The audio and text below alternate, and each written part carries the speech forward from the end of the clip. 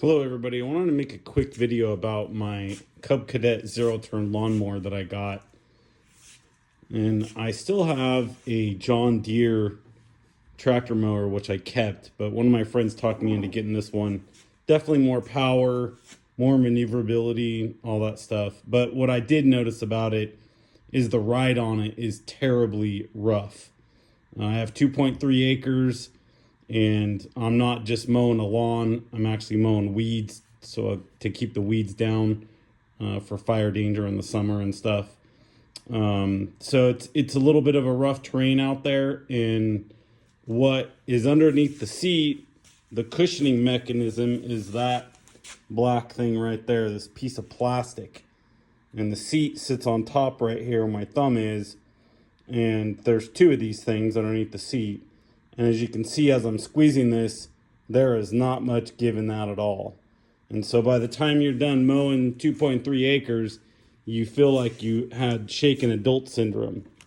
So what I did to try to mitigate it, I did some research on YouTube to see if other people had the same thing. And lo and behold, somebody else did. And this other person put these springs on their seat.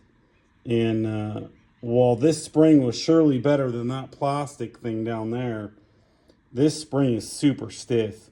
And I'm going to try to compress it with my hand, and you'll notice there is not much give in that at all. So I looked at my John Deere seat springs, and they were, as you can see over here, they're smaller, thinner, and they're super flexible, and there's quite a bit of give to them. So I ordered some of those John Deere springs, and I went ahead and put them on here.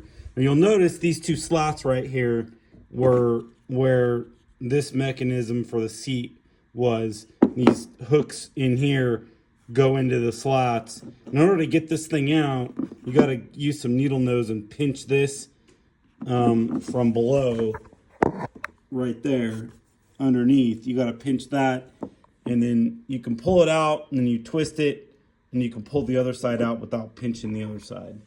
So between these two things right here, where the bolt is, there's a small little pre-drilled hole, and I went ahead and made it a little bit bigger.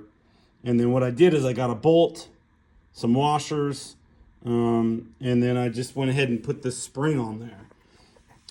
So on the top I got the bolt, the washer, and then on the bottom I have a lock washer, a regular washer, and a lock nut.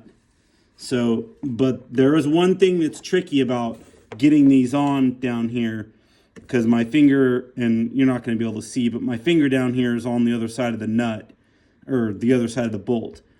And you got to try to get some needle nose in right here to grab the head, so when you tighten it down here, it's not spinning on you and you can get it tight.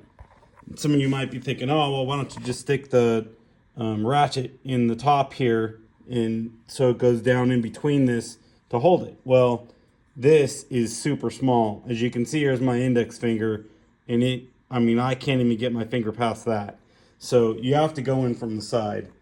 So anyways, I got the springs, and I got the little rubber stoppers you can get at the hardware store. The springs, a set of springs too, cost $9. This thing these little things cost $5. And you got your problem solved for $15. And I know that they make, pretty wazoo seats for these things, these air ride seats. And yeah, those are probably the best, but it's a lot more expensive. I don't want to spend that money. If you do, that's great. But these little springs actually work out perfect. So anyways, thanks for watching. Hopefully this helps some of you if you were having the same problem I was. Thanks for watching. Talk to you later. Bye.